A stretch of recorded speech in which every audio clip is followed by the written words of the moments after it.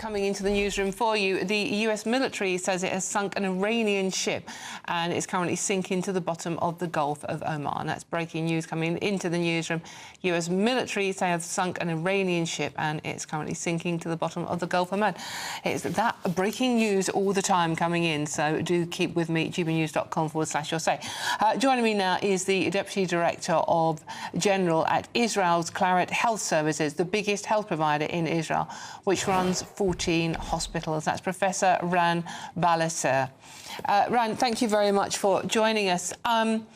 Just reaction to what's going on in Israel at the moment. We know the bombardment continues. We've spoken to many people that have been literally in their bomb shelters now for 24 hours. Can you bring us up to date on what's happening, please?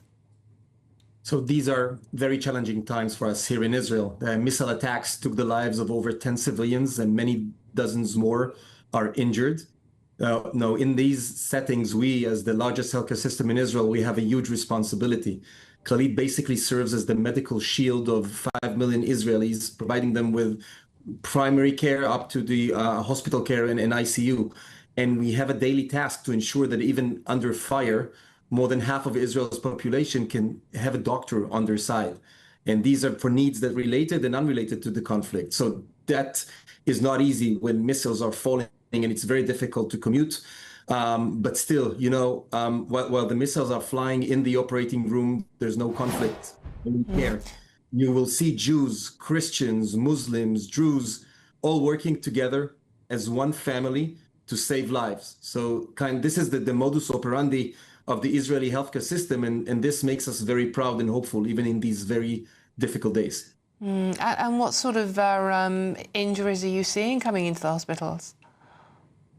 You know, there's everything from the very severe direct hits by recent missiles up to mild injuries caused by running to take shelter and ending with mental health issues that are quite prevalent. You know, the whole issue of mental health is sometimes underscored, but you have to understand that Israel has been under attack continuously now for since October 2023, and the relative impact mentally of these continuous issues and basically the massacre of October 2023 has created a huge mental health burden. In one of our recent surveys that we've done, 1 in 5 adult Israelis suffers from severe dysfunction associated with mental health issues.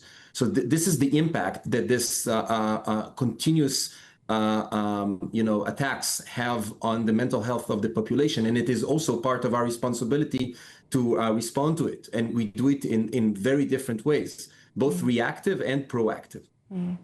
And Professor, how optimistic are you now that going forward, now the regime does seem to have had at least the head of it cut off, that there will be a bit more peace coming to Israel? You know, I try to speak within my domain of expertise. This by far is not, but you know, at the bottom of the Pandora box lies the hope, and there's always hope for a better future. I think that the actions that have been taken by Israel and the United States in the last day and a half has been of tremendous hope for the entire region. I think that in many senses, Iran was the source of all evil. That really was inflicting so much damage both to us but to all of their neighboring countries. And I do hope that we're going to see a different future looking forward. But, you know, in terms of what we need to do as a health system, we need to provide care to the population. We have been trying to fortify our hospitals to withstand missile attacks. One of our hospitals has been hit, you know, in the previous conflict with Iran, and lives were saved by almost by miracle, as some of those places were evacuated just before that.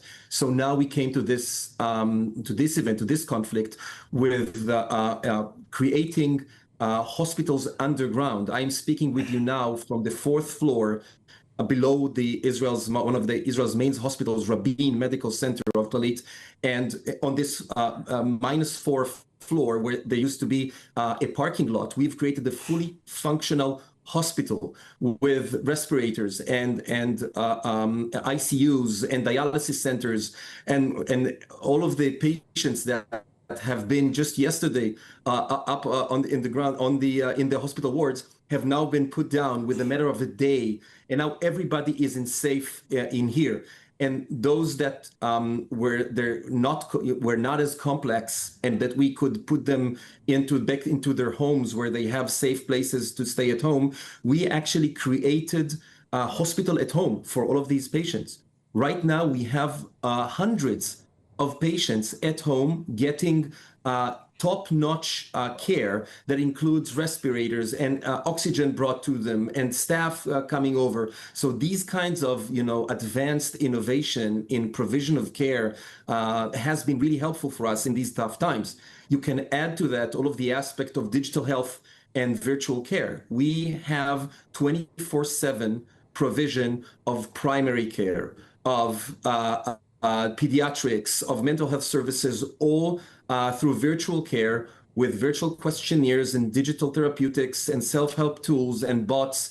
And all of these help us do surge capacity in an event that is of, immense proportions and nobody knows how long it is going to last. So we need to be prepared for every contingency, and I think we are. That's quite incredible when you consider the problems we have with the National Health Service in the United Kingdom, that you have done all that so much. And how is morale amongst the staff, the fact that they are now working underground, but you've achieved it so fast? So, one of the key things in preparing for emergencies is drilling and preparing. So this has, what's happening right now has been drilled over and over again and again in the last few months. That helps a lot with helping staff to contain this. And I have to tell you, this is not easy in any sense, not in the mental and not in the physical. It's very crowded. There's infection control aspects you have to control for when it's so condensed. And also, it's non-trivial for staff to be below ground for so long, taking care of people around the clock, and the noise. You have to see it to believe it. But, I think our staff has one purpose in mind, and that is saving lives. That's why they came to do what they're doing, and they're doing an amazing work out there right now, saving lives day in and day out. And I know for sure that we'll be able to provide the best care in these problematic setting for as long as it will take. Thank you very much. That's Professor Ran Balicer. Thank you very much for joining us there. Quite astonishing what they have done